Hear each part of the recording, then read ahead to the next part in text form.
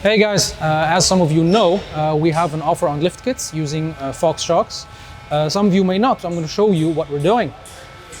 Behind me, we have these two cars getting a set of Fox shocks and lift kits, depending on the height from the customer. For example, come.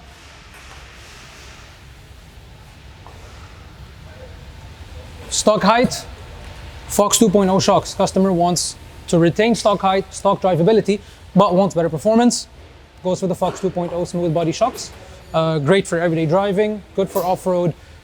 Probably the perfect balance you can get on a daily driver and a weekender. It doesn't have to be a dedicated car or a mall crawler, as some people like to call it. If we move to this one, you'll see we have a dual rate lift kit, also matched with the Fox 2.0 shocks. Beautiful for daily driving, quiet, comfortable, reliable. Shocks are rebuildable as well. They're made in USA, all aluminum body. Progressive rate shocks, where is what you want out of a shock absorber. Soft on the road, stiff in the desert when needed as you compress the shock.